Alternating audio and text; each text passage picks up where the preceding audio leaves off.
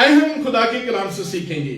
13वीं आयत अगर आप, आई वुड रिक्वेस्ट अमीर, would you read for me verse 13 if you have open in front of you, chapter 4 verse 13. Which one? First Thessalonians chapter 4 verse 13.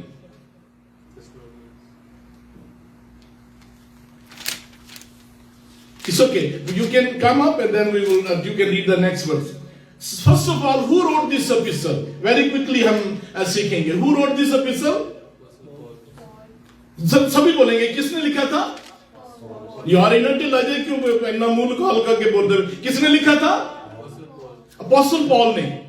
ये थेसलोनिका actually जो कैसेंडर बादशाह था 312 BC में, उसने मैसेडोनिया, बाय द वे ये थेसलोनिका जो थी मतरेई बहन, जो हाफ सिस्टर कह सकते हैं, सिकंदर आजम की बहन थी, और उसके नाम पर ये शहर रखा गया था। जो बादशाह कैसेंडर था उसने अपनी, ये उसकी बीवी थी और सिकंदर आजम की हाफ सिस्टर थी, उसके नाम पर यह शहर रखा गया।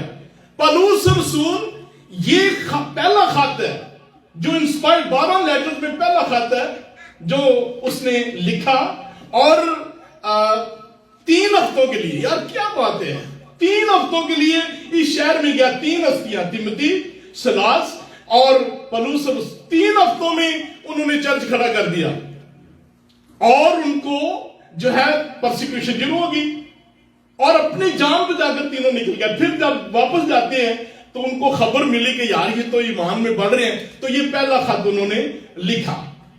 मैं बड़े एहतराम के साथ दुनिया के किसी आलम को भी पढ़ ले, किसी आलम को भी पढ़ ले, वो ये कहेंगे, और लिखा हुआ है तारीख में ये है कि ये जो चैप्टर है ये जब कलीसिया उठाई जाएगी, लेकिन हमारा पाकिस्तान में सबसे बड़ा दारा जो है वो इसको आमदेसानी लिख रहा है, जबकि आमदेसानी की इस चैप्टर में कोई बात नहीं है। लेकिन मैं बड़े एहतराम के साथ, मैं कन्विक्शन फील करता हूं कि ये जिक्र करना जरूरी है। खैर कोई बात नहीं, हम खुदा के कलाम में आगे बढ़ेंगे। ऐ भाइयों, हम नहीं चाहते, मैंने कहा कि 3 हस्तियां गई थी, पौलुस, तिमोथी, सिलास, तो तीनों का ही जिक्र कर रहे हैं, हम कह रहे हैं, तो उनकी तरफ से भी लिख रहा है। ऐ भाइयों, हम नहीं चाहते कि जो सोते हैं, चांद बाबा साहब क्या हैं, इस वक्त सो रहे हैं।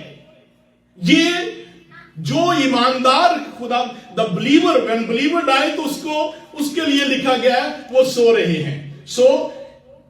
हम नहीं चाहते कि जो सोते हैं उनकी बाबत तुम नावाकिफ रहो, ताकि औरों की मानत जो ना उम्मीद हैं। ये ना उम्मीद कौन है? जो बिलीवर नहीं है। क्या बात है सिस्टर जी, आप बहुत तेज हो गए। जो ये तो उम्मीद सिर्फ ईमानदार के पास है, ये जिंदगी में यीशु मसीह है, उसी के पास उम्मीद है, और किसी के पास उम्मीद नहीं है। उम्मीद सिर्फ खुदा यीशु मसीह ही देता है। गम ना करो, क्योंकि जब हमें ये यकीन है कि यीशु मसीह मर गया। Brother ji, do you have that verse? Read for me in English, verse number 14. For if we believe that Jesus did and rose again, even so them also which sleep in Jesus will God bring with him. अब ये क्या बात है sir जी, आप जरा तर्जुमा, मेरी आपने हेल्प करनी है, ये मैं जरा उर्दू में भी पढ़ दूं। जब हमें यकीन है कि यीशु मसीह मर गया, ये बात इसलिए जरूरी है कि अगर वो ना मरता तो हमें जिंदगी नहीं मिलती, we would never have a life. तो उसके मरने से ही हमें जिंदगी मिली है, उसने मौत और कब्र पर फतह पाई है और जी उठा। somebody say hallelujah, hallelujah. दुनिया में सबसे जो बड़े मेजर 4,200 रिलीजन है, वैसे इंडिया में तो कुछ 400 मिलियन होंगे, लेकिन जो मेजर रिलीजन है उन सब जो है उनके बानी अपनी कब्रों में पड़े, लेकिन एक ही है जो जी उठा है और उसकी कब्र खाली है, उसका नाम यीशु है। somebody shout hallelujah। आगे जरा बड़ी बात, आप भी मेरी हेल्प करनी है, ठीक है? अपना जरा हाथ लाएंगे, कोई गल नहीं, पास जैसे हाथ बढ़ा देंगे, हम थोड़ी सी हेल्प करेंगे। इसी तरह खुदा उनको भी जो सो गए हैं, मैंने पहले पढ़ा था जो सोते हैं वर्ष 13 में, अब फिर वो कह रहा है उनको भी जो सो गए हैं यीशु के वसीला से उसी के साथ ले आएगा। वाओ, समझ से हालेलुया, समझ से बहुत ही बहुत। यानी कि जो मसीह में सो गए कब लाएगा? यार थोड़ा जी तो हेल्प करो, मैं फिर पढ़ूंगा, मैंने तो हाईलाइट की हुई है, मुझे तो बड़ी पसंद है। यीशु के वसीला से, समझ से यीशु के वसीला से, ओंदे बगैर कभी ड्राइव ही ना करना। Don't even drive without him, it's not gonna work out. समझ से हालेलुया, उसी के वसीला से, उसी के साथ, समझ से उसी के साथ, सारियां 12 दे नाल ही नहीं, उसी के वसीला से उसी के साथ ले आएगा। अब मैं जरा इसका तर्जुमा कर दूं। जिस दिन रैप्चर होने हैं, जो मसीह में सोए हुए हैं यीशु मसीह के साथ आएंगे, यीशु मसीह के साथ आएंगे, और जो रूह इस वक्त खुदा के पास है और जो कब्र में जो मट्टी इंसान पड़ा हुआ है, इन दोनों का मिलाप होगा। इसी तरह खुदा ने जो बागी अदन में पैदा किया था, मट्टी ली और उसमें अपना रूप होगा, और लिखा है इंसान जीती जान हुआ। The same way on the day of rapture, जो सोल अभी मसीह के पास है वो उसके साथ आएंगी, और जो कब्रों में पड़े हुए हैं, जो मसीह में सोए हुए हैं, दोनों का मिलाप होगा, फिर जलाली बदन होगा। समझ से हालेलुया। मैंने नहीं लगता तुहानू को खुशी जड़ी, मेरा तो दिल करता मैं शोर पावां, यकीन करें। हालेलुया। अब कैसी बात है, आपको पता है कि कुछ लोगों को ये शायद प्रिविलेज मिले कि उन्हें मौत एक्सपीरियंस ही ना करनी पड़े। आपके पास जी सानू भी दसो किंज होएगा, पूछे तो सही मुझसे। देखो किड्डे तैयार हो गए ना, उनको जवाब ही होगा, कहते पूछे की लोड़ की, सब जवाब का भी पता है क्या बात है। अब जरा मैं दोबारा रिपीट करूंगा।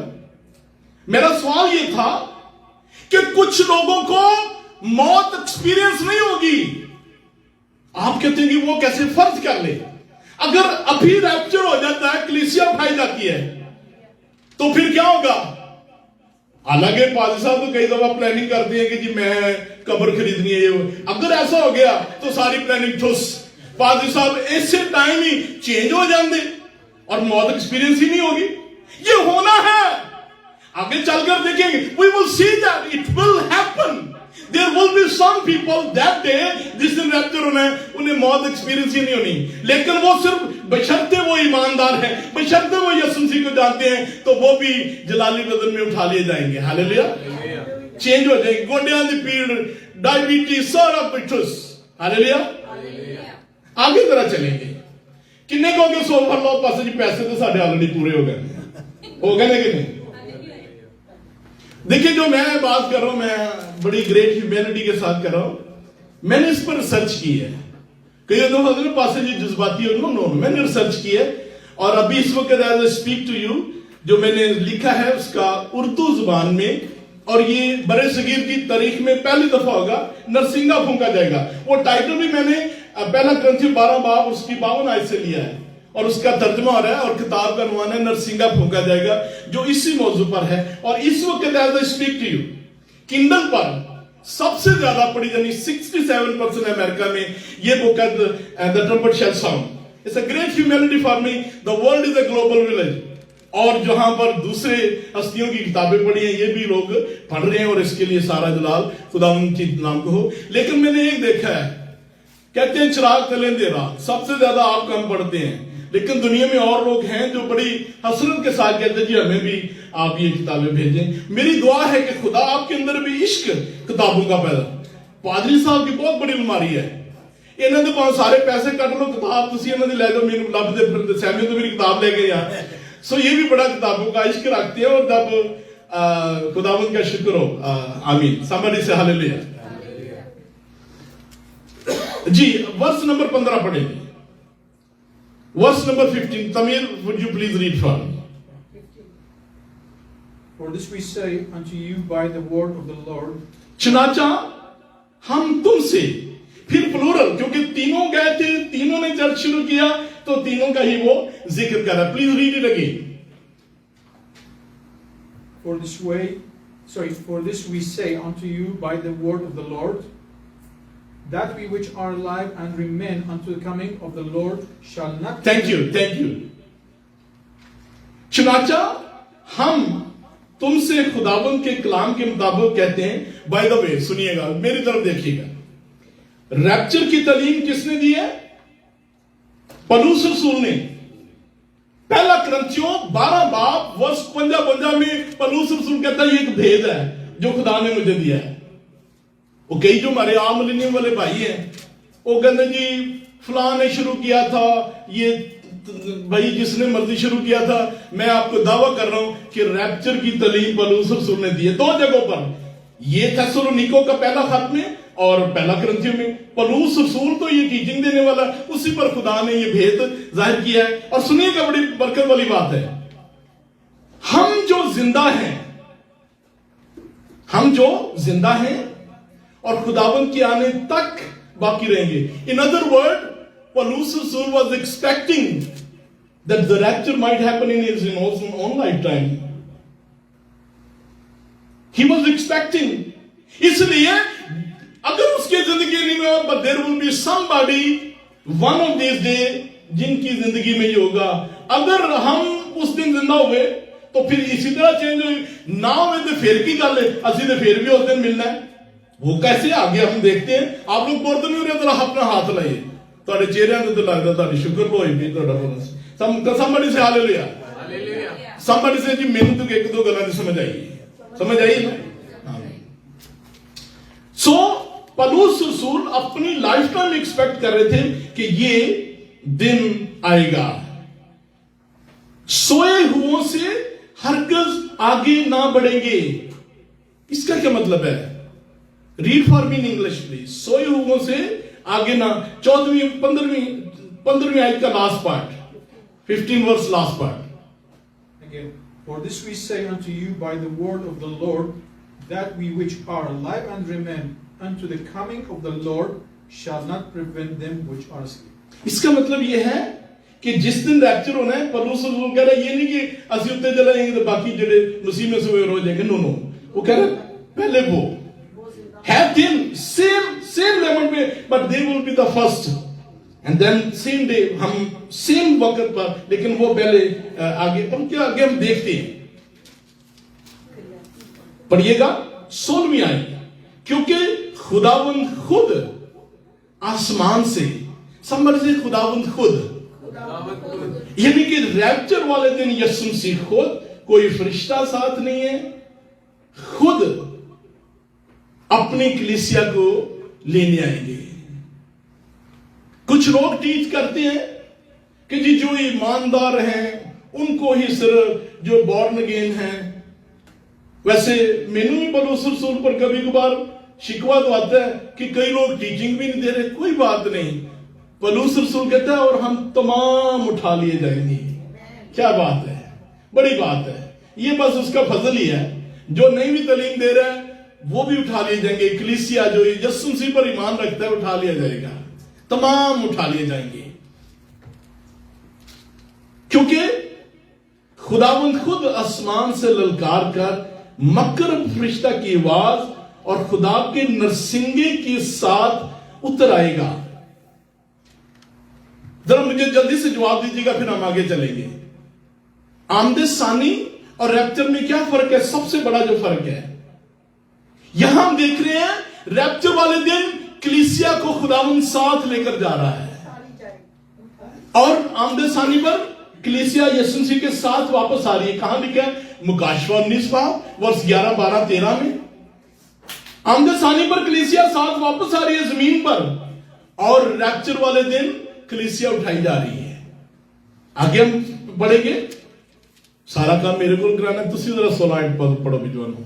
16 क्योंकि खुदावंद खुद आसमान से ललकार और मुकर्रम फरिश्ता की आवाज और खुदा के नसरिंगे के साथ उतर आएगा, और पहले जो मसीह में मुए जी उठेंगे, और फिर हम जो जिंदा हैं. Thank you. मेरे दिन की गल आ गई. कल मरियम ने शिकवा कर दी, ले गड्डी का साइड तो टुटी जी है ਤੇ ਮੈਂ ਕੋਈ ਨਵੀਂ ਗੱਡੀ ਲਈ ਇੱਕ ਵਧੀਆ ਜੀ, ਮੈਂ ਕਿਹਾ ਕੱਲ ਰੈਪਚਰ ਹੋ ਜਾਏ ਤੇ ਕਿਸੇ ਹੋਰ ਦੀ ਮੌਜ ਲੱਗੀ ਹੋਈ ਗੱਡੀ ਤੇ। यकीन करें मेरी तो ना काफी सोच, ये नहीं कि ये कलाम सबसे पहले मेरी जिंदगी पर असर होता है, अब आपकी सोचें बदल जाती हैं, ख्यालात बदल जाते हैं।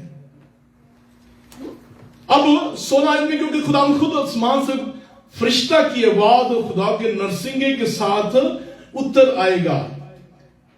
वैसे ये मेरा अनुमान नहीं आज, लेकिन और भी बहुत सारी राहें जितनी भी, और ये गौर से सुनिएगा, सुन रहे हैं, मुख्तलिफ ट्रिपल है जो रैप्चर के मतलब जरा रिव्यूज, जो दुरुस्त व्यू है, सुनने वाली बात है, जो ट्रू व्यू है, and I believe with all my heart, वो प्री ट्रिबुलेशन रैप्चर है। बाकी जो 4 हैं ना, उनमें प्रॉब्लम क्या, गौर से सुने, उनमें मुखालिफ मसीह पहले आ रहा है, जो प्रचार करते हैं ना दूसरों का, उनमें मुखालिफ मसीह आ रहा है, लेकिन बाइबल का दिल है preeminent return of Christ, he may come any moment. अगर उस डॉक्ट्रिन को हम देखें तो फिर pre tribulation rapture is the only right जो व्यू है। और जो व्यू हम पढ़ रहे हैं, जो पौलुस रसूल ने सिखाया कि दुखों से पहले कलीसिया उठाई जाएगी। कुछ कहते हैं कि जी church has to go through the fire to be purged and purified. मैं कहता हूं अगर यीशु का लहू आपको पाक नहीं ना कर सका तो फिर कुछ भी नहीं आपको पाक कर सकता।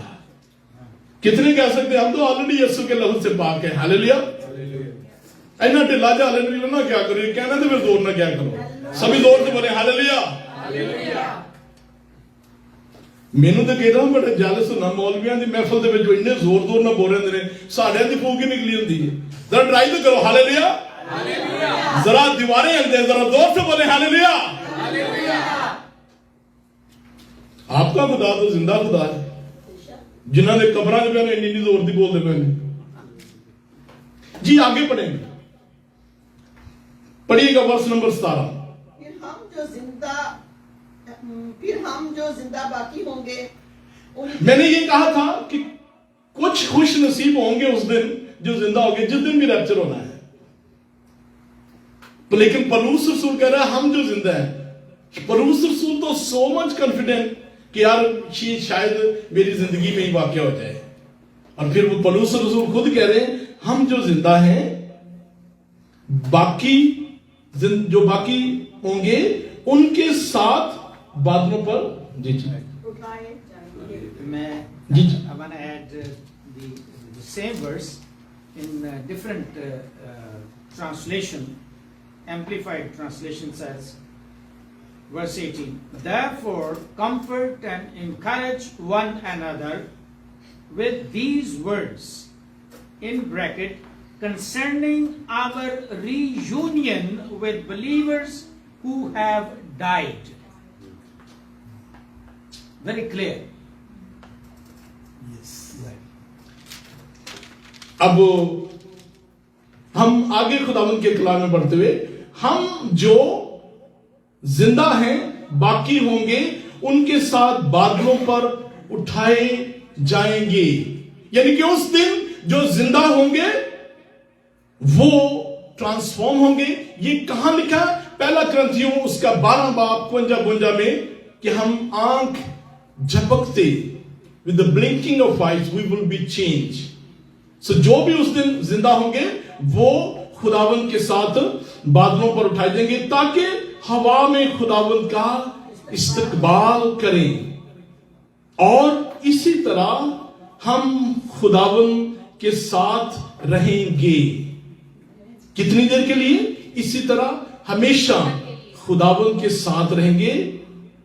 बस तुम इन बातों से एक दूसरे को तसल्ली दो। आज हम आशिर चांद बाबा साहब की फैमिली को यह तसल्ली देते हैं कि किसी दिन भी जिस दिन नरसिंगा फूंका जाएगा,